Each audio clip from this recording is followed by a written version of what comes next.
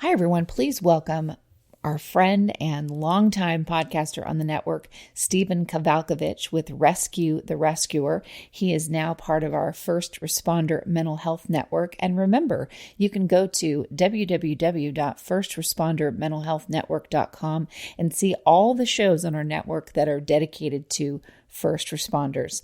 Thanks for joining us. I'm not the house of cards that falls down easily. Oh, I'm strong enough to handle what you throw at me. Welcome to Mental Health News Radio. I'm your host, Kristen Sunanta Walker. Just what are we going to discuss? The intimacy that is mental health. Let's continue to make it as comfortable as discussing brain health or heart health. This show has been on the air for several years, and we have amazing co-hosts. And then we created a network of podcasters on mentalhealthnewsradionetwork.com, a place where every possible facet of mental well-being can be talked about openly. My show, after several hundred interviews, the format is this: intimate, deep, funny, touching, sometimes uncomfortable, but always vulnerable conversations with interesting people. The goal is to have you, our listening family, many of you who have become my good friends, feel as though you are listening in on private conversations. Thank you for tuning in and becoming part of this amazing journey with me, and now with our network of podcasters. Just knowing this podcast might be helping any of you realize you are not alone on this journey called being a human being makes doing this podcast worth every second. After all we promised we'd be cordial. Most of my adult life, I was a paramedic in the New Jersey metro area. Like I said, for about 15 years. Back around 9/11, I went to Ground Zero, and honestly, I used being a rescue worker there. Unfortunately, it was more of a recovery worker because by the time we got there wasn't really anybody to rescue. Either they were at the hospital or they were evacuated, or unfortunately had already passed away, from the attack. So that was around the beginning of my career, but I actually used 9/11 as an excuse for a long time to do destructive things to myself. As crazy as that sounds.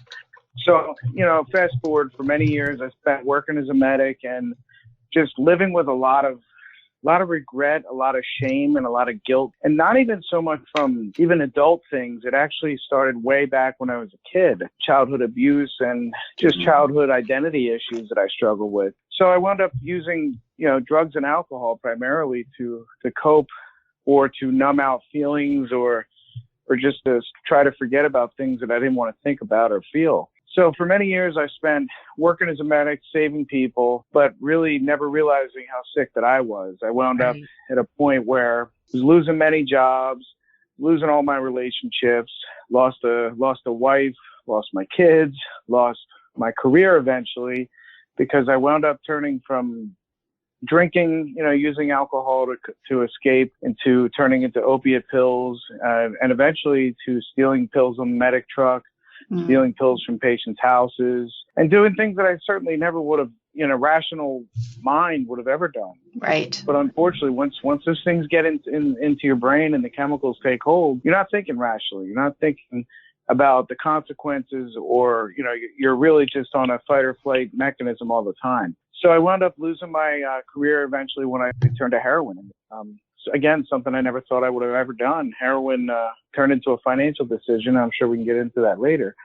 But I lost my career, and what I realized as I was finally getting into recovery after losing everything and coming to a point of sheer desperation was that working in the field as a first responder, I realized that even when I was struggling really, really heavily, I didn't feel that I had anybody that I could talk to, because there was a certain code of silence that I felt existed within the field, that we're supposed to be strong and tough. And I just found out that really wasn't true, because I was suffering in silence for a long time. I was isolated and not even realizing that a lot of people knew how bad it was getting, because I couldn't hide it in the end. It was pretty obvious, because, my physical appearance and my irrational and erratic behavior I couldn't hide it. But people knew, and that's what it saddened me. And it didn't make me angry at anybody. It made me sad to realize that they didn't even feel that they could do anything about it. So fast forward now to the point where I realized that it was time to do something. I realized that I could never talk about stealing pills from people's houses while I was still working on an ambulance. But when I lost that, I realized that I was giving a unique opportunity to be able to share it because of freedom to share it now. So I started writing online. I started a couple blogs and writing for multiple different online magazines and publications. Like what magazines? In Recovery magazine is I believe they have a paper, a regular standard magazine publication, but I started writing some articles for them online and just started my own blog. And I realized that today's people's attention span, they don't have the attention to read. And it really saddens me because I love to. Right. But there's so much grabbing people's attention nowadays. Oh, yeah. That it's, so it's a lot easier. They post Psychology Today articles and say it's a 3-minute read. It's a 7-minute read. I mean, that's how quote unquote bad it is, that it's like, if it's longer than a 10-minute read, people are like, but that's the nature of the way society's moving. So I get it. Yeah, exactly. So, and that's what I felt like. I knew that my content was good. I had people that subscribed to my blog, and I just wasn't getting the reach that I was looking for. And I started thinking about the idea, how can I do something about this? And my friend actually started a podcast about 2 months ago on his own. He started just doing it completely on his own, and I was inspired by it. And I bought a microphone, and then I sat it in my office, and I didn't do anything with it because I didn't know what to do. And just so happened that the guy who I wound up hiring as my producer, who you know as well, James, happened to post something. I literally was driving to work. I was at a stoplight, and yes, I was looking at my phone, and I saw something pop up on Facebook that he was looking to produce four podcasts. And we're talking James Healy, the awesome James Healy, who is now a producer on our network. Thank you very much. Yes, absolutely. James Healy is awesome. He's like my Jedi master, my Mr. Miyagi, because he is really he knows all this technical stuff that I don't know anything about. But I happened to see that he was looking for something for people to start shows, and it literally like 5 minutes before that I was thinking, what am I going to do? What kind of show am I going to do? And I saw that as an opportunity. I saw that as kind of like a, divinely inspired moment to hook up with him. And for the last 4 to 5 weeks or so, we've been building this project. And it's basically to give first responders, and I look at it as anybody in the helping professions, anybody from cops, firemen, and military, paramedics, nurses, doctors, but also social workers, teachers. Yep. It can go anywhere. Mental health professionals, really anybody. You talk about on your show and the network that mental health affects everybody because we all have a mental aspect to our lives. Yep. So that's right. Can't live without it. We can't. We can, but it's we'd be a pretty much vegetative state. So it's been a project to really reach this audience and to really let everybody know that underneath your uniform or your badge or your title or your white coat or whatever, you're still a human being. The professions may be different, but the humanity underneath is the same, and the behaviors tend to be the same too, I believe. Yeah, absolutely. And what you found, and I think James always corrects me because I add 1 million digits to everything I say because I exaggerate. So if I say 4 million, it really probably means 400,000. And what I love about James is he's so like, let's live in reality, Kristen. So I'll say, there are 4 million podcasts. And he's like, there's actually 400,000. Yeah, he kind of brings it back. He kind of reins it in. I know what you mean. Because you and I both get like super excited. We want this now. And he's like, okay, no, we are going to be calm now. It's so funny. It reminds me of, I don't know if you remember from back in, I guess, the mid 90s, during my teenage years, Beavis and Butthead. They had Yep. they had the teacher, the school teacher, who played the guitar, and it just reminds me of that. He's just like, the world could be blowing up. You could have atomic attacks in the back room, and he's just like, let's just sing a song. It's okay. That's, I don't know. I just get these images sometimes when I hear things. Yeah, exactly. And you and he's like, Stephen really wants these things done, but I've got to take my kid to school. And I'm thinking, yeah, actually Steve and I have been chatting a lot on Facebook constantly, but I don't think anything of it because I'm always communicating with someone. So it doesn't bother me. Yeah, exactly. And I mean, that's just our nature. I mean, that's why I think you and I hit it off so well immediately, because I think we're cut from the same cloth. Yep. You say, I want to do something, and I'm like, all right, let's do it right now. Like, okay, yeah, I'll cut, or whatever, I'll cut out an hour of the day. Yeah, I said, hey, I want you to write a chapter for our book that we're doing, Best of Mental Health News Radio. And man, I said that on Friday, and you had that sucker into me on Saturday. It was awesome. Yeah, like I said, it's, what I look at it as the fact that I feel that because I've been given the opportunity to really get a life, because for the years, even then, when I was working as a medic, I was married. I had a house, I had cars, I had a dog, I had, the quote unquote American dream. I was still living, I was suffering. I was walking around just a bundle of despair.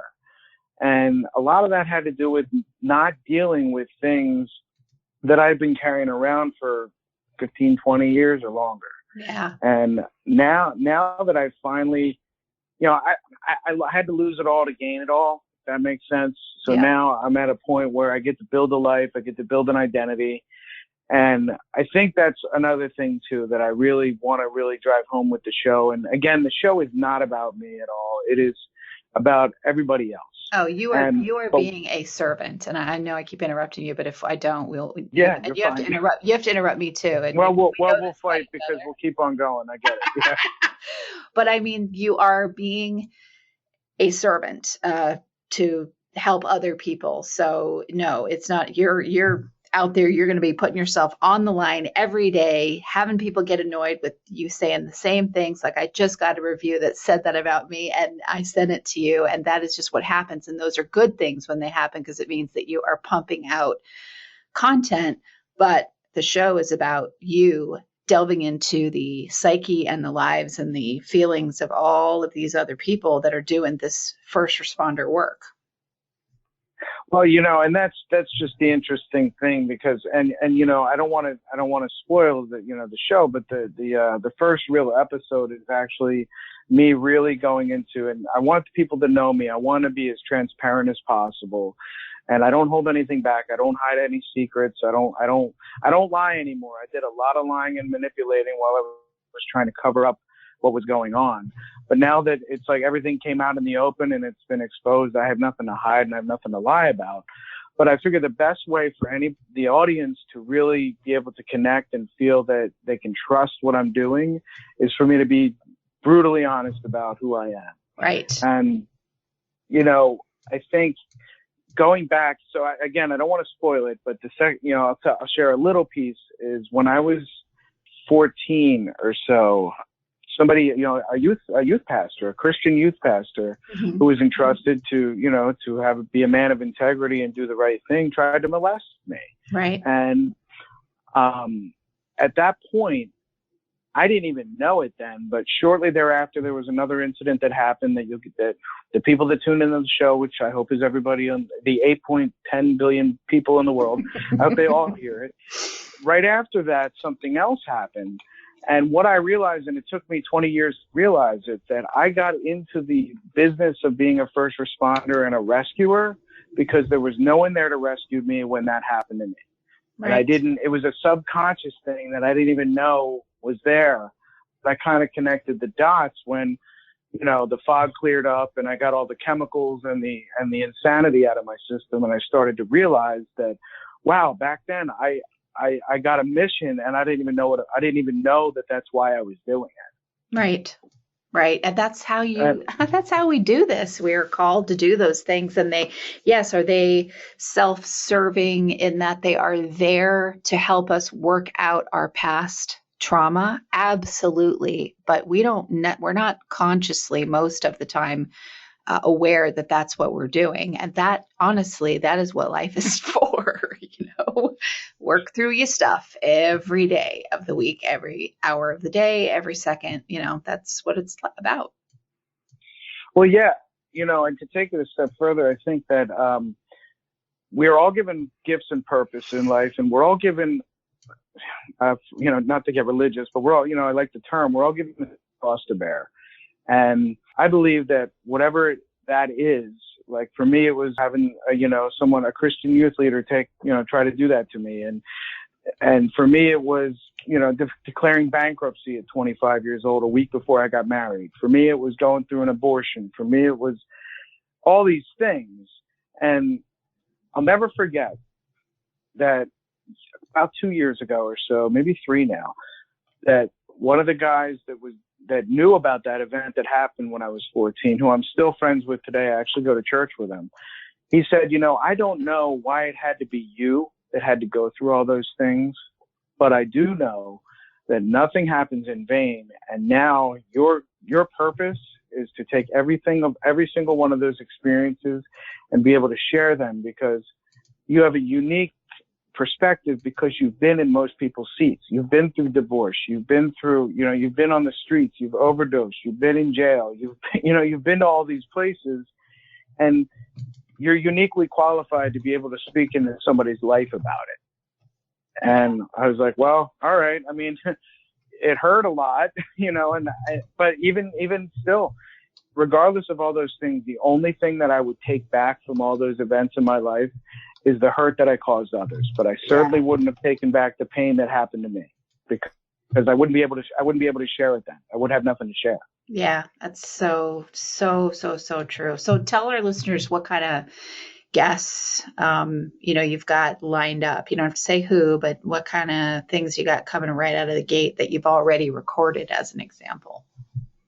Well, I've got a couple people who, what I'm really trying to do is provide resources. I'm pulling people from, and this is another thing too, it's been amazing, is since I've made the social media announcements of this project, this ongoing project getting built, I've had people coming from all over the country looking, reaching out to me saying, man, I'm so glad someone's doing this. And there's people that have programs, that have education, that have treatment, programs. I can't think of the other word I want to use, but to deal with these things, to deal with post-traumatic stress disorder, to deal with relationship failure, to deal with depression, anxiety, addiction, grief and loss. So what I'm doing is I'm compiling people from that, that I'm vetting. I want to make sure that they're doing the right thing and that their intentions are pure, and it's not about, it as well as I do, especially when it comes to the treatment industry, which I hate the word industry, because industry really means manufacturing or providing a quality or product or good or service to make money. And this is not about making money, but getting people that are in the, to use the overall umbrella term of industry, to get people that are doing stuff around the country to get people help. Right. And to also, just open up conversations, open up the lines of communications, because again, I don't believe that I was the only first responder who was doing what I was doing. Right. Yeah. I know. It's a job rife with people that are doing it for a lot of the same reasons you did, and who are suffering in silence. And they just, it's ripe with people like that. And having a place to, even if you don't have a lot that are ready to be a guest, just you're going to have a lot of them that want to tune in, just because they'll be like, oh my God, he's telling my story. Exactly. And, the tagline that I use for the show is that we heal through connection and we connect through struggle. Because I believe that strength is a wonderful thing. It's a great human quality, but it can be very dividing. When you have somebody who let's say, comes to a school who is a celebrity and talks about don't do drugs, kids, or whatever. That's great. But a lot of times those kids can't relate to that celebrity because they're just like they're that untouchable person. Right. But we all can relate with struggle, hardship, and difficulty because every single one of us has had those things, you know? Yep. So I think it's a reverse thing. It's connecting through the imperfection because none of us is perfect, and we just have to accept the fact that it's okay to not be. Right. Absolutely. Let me ask you a question. So how do you deal with, let me give you a little backstory because you just started listening to our show, and our most popular shows, because we do shows within a show. So we have regulars that come on every week and we talk to those people, and those are shows within a show. And our listeners can easily scroll through on iTunes and go, oh, if they only like those shows, we have, our fans of just those mediums. So, most popular show by far is when we talk about people that have lied to us, that have been very narcissistic, and even to the point of being personality disordered, that have really hurt us and the damage that's done and that kind of thing. Not addicts. We don't go there because I've been the enabler of addicts forever. So we don't do it in that way. More of it's focused on character disordered people. However, some of those behaviors are behaviors that I'm sure, participated in or behaved like when you were in your addiction. And I know that you just said, the people that you hurt. So how do you not shame spiral? I'm not saying you should, but I know I do about the things I've done that I'm not proud of. So how do you deal with that on a daily basis when you know that you've done these things that have hurt people and not let that cripple you from doing what you're doing now? Because there's the haters out there that are going to be like, I remember this guy, he did that. Like, they won't let go of your past. They won't let go of when you lied or when you hurt them or when you whatever. And it's hard to move past that and to be positive and to go do something great. So how do you handle those kind of things? Hey listeners, a quick but important notice for all the shows that we'll be doing for our first responders. In 2018, the number of police officers, firefighters, EMTs, and veterans, anyone who's considered a first responder, who died of suicide was greater than the combined total killed in the line of duty. More attention is being paid, but help is often elusive. Even with more available resources, those who are first in line to help us actually asking for help for themselves, that can be the hardest thing for them to do. Mental Health News Radio Network is working with Stepstone Connect to give voice to our incredible first responders. Stepstone Connect is an organization born of the belief that accessibility and confidentiality will eliminate traditional barriers to treatment. Privacy and the peace of mind that comes with it, combined with easy, everywhere access, underlines Stepstone's mission and treatment philosophy. It's simple. With access to the internet and a device with a camera, you're a click away from leading mental health clinicians who specialize in the treatment of PTSD and other trauma-related injuries for first responders and their families. If you or someone you care about is struggling, please don't let another day pass before discovering what Stepstone can do. Stronger connections, everywhere access, stepstoneconnect.com. You can find out more by going to their website, stepstoneconnect.com, or call 800-495-3761. Now back to the show. How do you handle those kind of things? Well, I guess for me, I look at it from a point of perspective that every person is dealing with their own internal turmoil or battle, whatever that is. So I can get upset and sometimes get angry because I'm human and I do. But I try to step back and I remember that I don't know what they're dealing with. I don't know what truth that they haven't looked at within themselves. Right. Because I don't know. I believe it's just a human thing. Until we actually finally deal with ourselves, that we're going to keep behaving in those irrational ways, or we're going to start hating and be jealous and angry and resentful until we deal with those things. And I have to also remember that there were some people in my life. I have a very small circle, very small, of people in my life, but that have been patient with me and have stuck by me. And I have to remember that I can't force anybody's process. I just have to remember that I don't want to say they're sick, but I guess it's the best way to put it is they're sick too. I always relate things to movies because I just love movies and film. And there's a movie from the early 80s that I saw as a child that stuck with me even then. It's The Never Ending Story. And, I'm not going to go into the whole thing, but everybody has to see it because it's one of the deepest movies I ever saw. It's so cool. I love it. Yes. I want to fly on that. Yeah. Yeah, on Falcor. Of course, yes. He does. He's awesome. There's a scene in there where, this kid, the guy who's supposed to save the world, has to go through these gates. And there's the one called the Magic Mirror Gate. And the guy tells him, most men never make it through there because most men run away screaming when they have to look in the mirror. And I said, and that hit me when I was like 7 years old.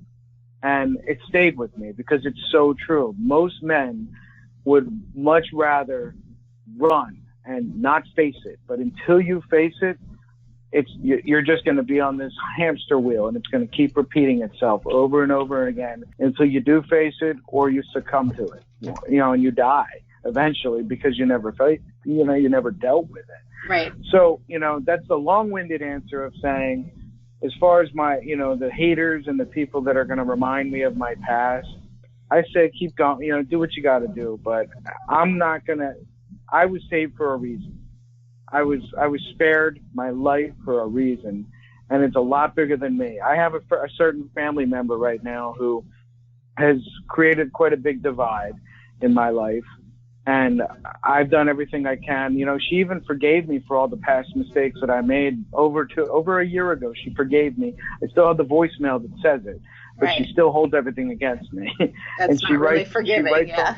That's correct. And she writes an online blog about, and a lot of, she doesn't use my name, but I know what she's talking about. Right. And I used to use that stuff to fuel my addiction, to fuel the pain, to keep going and destroying myself. But now I'm like, you know what? That's her problem. That's not my problem. Right. And I'm just, I learned a long time ago that I have to pray for people like that and just thank God I'm not as sick as they are anymore.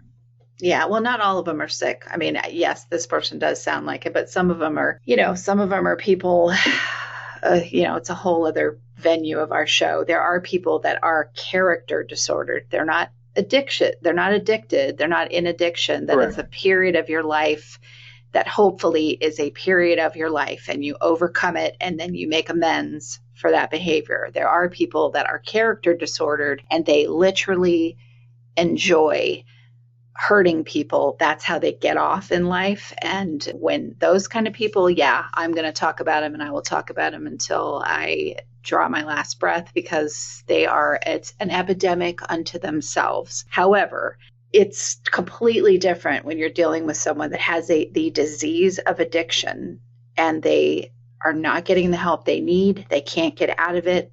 Most often they're dealing with tremendous childhood wounds. And that is what led them down the path of addiction in the first place. And the last thing that they need is to be shamed, because how many people end up doing well in recovery that were shamed into it? Like 0% of those people make it. That's so true. And I mean, I can think back to when I was married.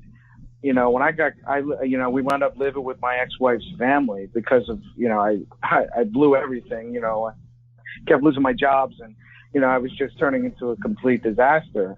So her family stepped in and said, come stay with us, because it was their protective nature to protect their daughter and their grandchildren. Right. So we stayed there, and I, wound up using drugs at their house, and they, her mother caught me on the front step using drugs at 10 o'clock at night. Brought me in the house and completely berated me, called me a loser, a failure, nothing but the POS of the earth and all this stuff. And exactly, like I already felt those things. Right. Hearing them from somebody else only made it worse. Yeah. And I'm not blaming her because she didn't know what she didn't know. Right. But it definitely didn't help. So, and that reminds me of another point I want to bring up about people that are gonna, they're gonna hold your past against you. Like, I've been divorced almost 5 years now, and I still see my ex-in-laws all the time because, my kids live with them. With my, there's still a very big tension in the room whenever I'm there, and I used to like upset. I'd come home and complain to my girlfriend about how they were cold to me or how they were rude to me, and you know what? Some people are just hurt and they don't, I have to understand that it wasn't their fault. I made the mistakes. I did the hurting. So if they don't want to ever get over that, that's totally okay. Yeah. And you know what? Being on the receiving end of the side of the fence, which listen, you don't get a medal for being an enabler of an addict. It means I got my own problems, No. No. So I get that award, but yeah, it's hard. I mean, my God, it's hard to get over those wounds. It's hard to trust that person again, especially when someone can look you right in the eyes with a big tear rolling down their cheeks and they're telling you they're so sorry, and then they steal from you again. So yeah, you have to have compassion for everybody on this journey, and it's rough. It's rough unzipping your skin and walking around with your soul out there, and you're going to take some gut punches, but you just get up and keep going. Yeah, you do. And that's what I do. And I'll bring my faith into it because I do have a strong faith. It's, and I almost think it's kind of ironic because the guy who tried to preach Jesus to me at 14 tried to molest me. Right. And I didn't want to hear nothing about Jesus for a long time after that. Bet. But, but now things have kind of changed, and that's where my strength comes from. And it's just kind of funny how that works because I also have to remember. And I remind myself that even when I want to get angry thinking about that guy who did that, there's a good chance that happened to him. Yeah. It's a good possibility. And you know what? If he was sitting here today, I can honestly sit here with him and tell him to his face, I forgive you for what you did. I don't want to hang out with you, but I forgive you. So going into with my faith is my strength. And I think about, as far as the Christian standpoint, that if you look back in the Bible, in the New Testament, the guys who hung out with Jesus, they weren't the elite, they weren't the rich, they weren't the popular, they were the losers. And they were the guys who made all the mistakes. Right. They kept screwing up all the time. And I believe that God uses the imperfect people of this world and the imperfect things to shame the proud. And not so much the shame in the literal sense, but to make people look at themselves and say, drop your ego a little bit. You're no better than anybody. Yeah. And that's why I believe that's why I was placed in the unique position I was placed in. And also, I'm not afraid to talk to anybody.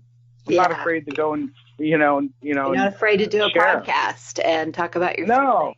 Being a dude from New Jersey, that's not exactly a hotbed of welcome mats about being a guy in New Jersey talking about feelings. No. And and going back to what we were talking about a little bit ago about identity. And I always thought from a young age that I had to be a guy's guy. I had to like sports. I had to be macho and tough. And I tried to fit that mold for a long time. And the fact of the matter is that's not me. My dad, I played football as a kid, but I cried all the time. My mom had to pick me up at soccer camp before lunchtime in the summer because I cried. It wasn't for me. Right. And I thought there was something wrong with me. But the fact is, I just wasn't built that way. I was built to be I'm a unique individual. We've talked about this and we joke about it, but I'm the guy that'll sit on Sunday afternoon and watch reruns of Golden Girls. I go to, I watch I Love Lucy, or I go to a Broadway show,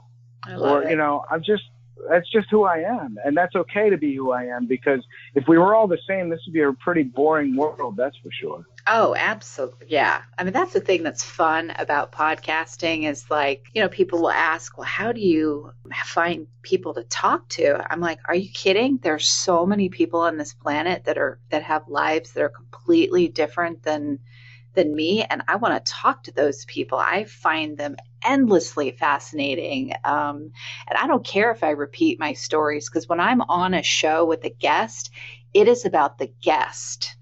I repeat things because they've never heard what I've said before. I'm sorry, listeners have, but they haven't. And sometimes it moves the conversation along.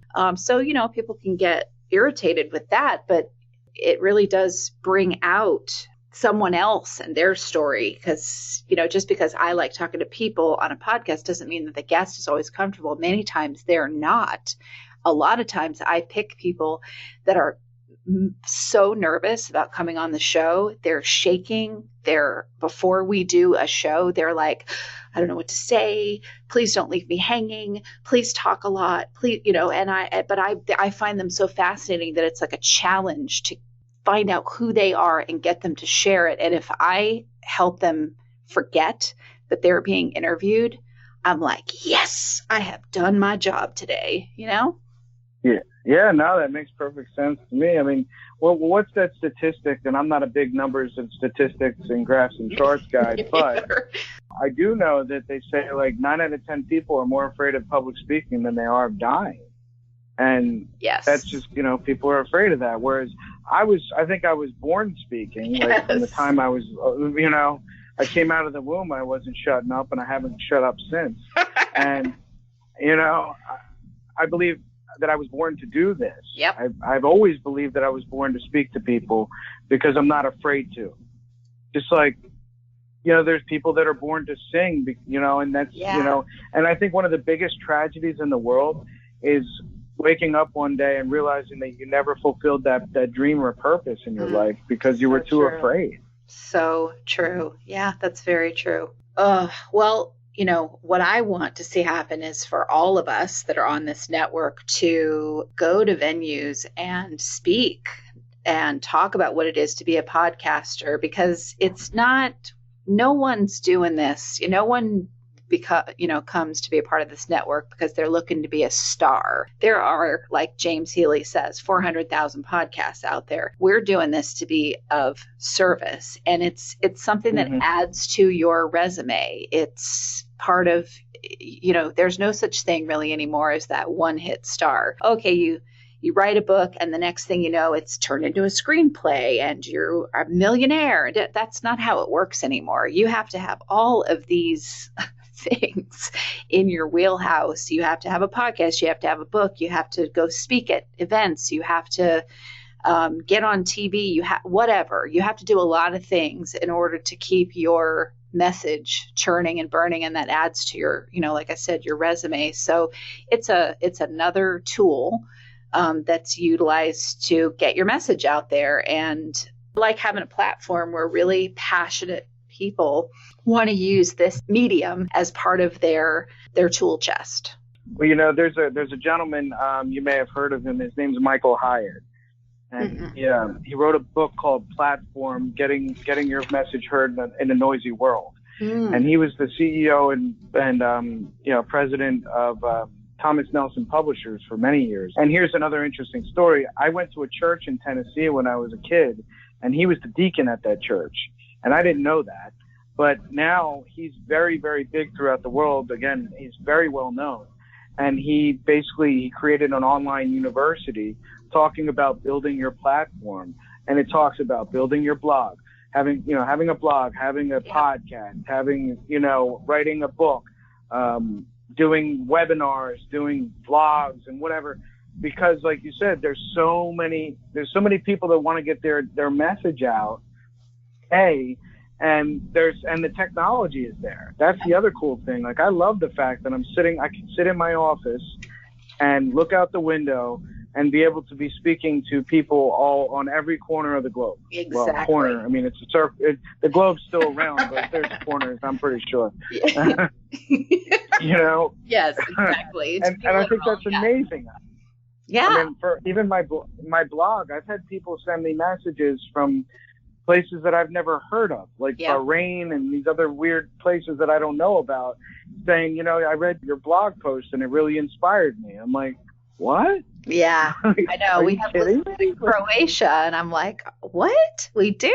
I love it. I love it. Every morning I check the stats on my blog, and this morning, actually, I'm looking at it right now, and it says this morning I had 6 people look at it in India and 1 in Turkey. I'm like, what? Like, Yeah. that's insane to me. Yeah. But I mean, we have the best opportunity right now to, sometimes I think technology is going to kill us all, and it might.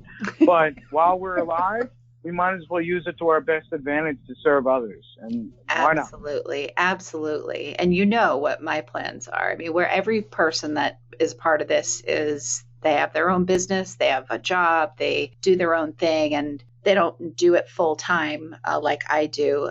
So I have to be very relaxed and very James Healy about things, because they don't do it full time. They're, y'all are busy, but I want us all to go to venues together and talk about what we all talk about at as many venues all over the globe as possible, because I feel like what we have now is this community of really great people that are disruptors, that are change makers, that go against the grain. I mean, you listen to Rich Jones' show. I mean, talk about a disruptor. I mean, it's like that kind of message that you want to get out there. So the people that are looking for change that actually makes a difference, that's what we're about. Yeah, and I mean, I can't believe it's only, I haven't really been in contact with you for like barely a week. Yep. And we've already created so much within not even a week of time. Yep. Because we're both people that see the same vision. And I just, when I first hooked up with James to start creating this thing, I was happy that maybe my mom and my girlfriend would listen to this show, and maybe some people that I saw, like that I knew from my past, would listen and say, hey, give me a Facebook like or something. I had no idea that a week before the launch of the show that Mental Health Radio News would say, hey, come and join us. What? Yep. You're kidding me. Yeah, it's cool. I mean, yeah. And I'm always looking for people that have a unique voice and that fire and that willingness to put yourself out there, no matter how many naysayers they may be, that you are willing to put yourself out there. And I knew that a first responder was going to be somebody that would put themselves out there, because that's what you did in your job. Hello. Yeah, it's true. And that's what that's the nature of it. And now I just want people to know that it's okay. And one of my biggest messages is I want people to stay working in their fields, to stay on the ambulance, to stay in the emergency room, to stay in the police car or whatever. Like, I lost all that. I can't get back on an ambulance anymore. But you know what? If I can help inspire somebody else to go get help, to deal with the issues they are dealing with before they lose that, then my job is done. I see it already, like firemen, firewomen, policemen, policewomen, whatever gender, whatever, anything, that they're in their car, their truck, their whatever, and they are listening to your show and like, we have a voice out there. That's what I see, which is very cool. Well, and it's so exciting. Like I always, they always say you want to get in on the ground floor of something, or yep. If you bought Apple shares in 1981, or whatever. And I couldn't believe when I went investigating to see if there was a show out there like this, that there was nothing. I couldn't believe out of the entire globe that I could find, there was nothing. Yep. And they say if you find a void in the marketplace, and I hate the word marketplace when it comes to this, but if you find a void out there and you're able to fill it, not only can you become massively successful, when I say successful, for me, it's, I don't really care if I ever have a car any better than the one I have, right? Same or here. I don't care about that. It's being successful because I was able to help people. Yeah. On a massive scale. Like, that's a legacy I want to leave for my kids and for their kids and for other people. So tell our listeners, when is the first show going to air? Well, I'm chomping at the bit right now. I think next week at the latest, right? Yeah, it'll be the latest next week, but I spoke to James early this morning, and he was finishing some things up. So hopefully we should be up by the end of this, by Friday. Sweet. But at the latest, it'll be next week. And as of right now, I believe we're going to be putting up, I think 4, maybe 5 of the first episodes that we've already recorded. And I've already got 2 interviews this afternoon to continue recording. So sweet. Well, good. This is a great intro of you to our listeners, and tell our listeners where they can find out. I know they can go to iTunes and whatever, but they'll look for Rescue the Rescuer. And what is your website? Same website. It's rescuetherescuer.com. That's where you could find, information about the show, information about me. You could also find my blog as well on there. People could find me at the network, at the Mental Health Radio News Network.com, and I'm listed under the shows. Yep. And I also, if you want to go independently to my blog, you're free to do that too. It's called Tales from the Broadside. It's broadsidetales.com. I got to share real quick about that because people wonder what is that name? And I have a picture of broken crayons on it. And I didn't come up with the name. My girlfriend did, because she said when we were trying to come up with a name for a blog, she said, well, when I was a kid in art class, the first day the teacher had us break the crayons. She said, you don't have to draw, you can still create beauty with the broadside of the crayon, the broken part. And I said, well, that's really crazy. That's a really great metaphor. So that's where it came from. So I write about all different stuff. I wrote something a couple months ago about the wisdom of Mary Poppins. Like, I just come up with different things like that because taking a different view on things, So yeah. Those are the places you can find me. You can find me all over social media if you can try to venture to spell my last name. Exactly. Well, Steve, thank you so much for coming on and talking about it and for being a part of our network. Oh, man, thank you so much. I'm so honored to be a part of it. Thanks for having me, and I look forward to doing great things to serve the world. Absolutely. Well, I want to say thank you to our listeners for another edition of Mental Health News Radio. Sometimes I'm passive aggressive, but never without good intentions. I heat up and act on my emotions. Thanks so much for listening to Mental Health News Radio. Our podcast can be found on iTunes, Stitcher, and hundreds of other podcast apps, or you can visit our website at mentalhealthnewsradio.com. If you have a question or would like to be a guest, become a podcaster on our network, or join the amazing organizations that help keep us on the air, please email us at info@mhnrnetwork.com. Get ready for that special goodbye from our resident therapy dog, Miles, and a special thanks to Emily Sohn for letting us use her incredible song, Cordial, for our podcast music. Listen to the full song on SoundCloud at emily.sonne. Don't be surprised when I don't hate on you. After all, we promised we'd be cordial. Sometimes in you I can fight it, but how opposing. Good boy.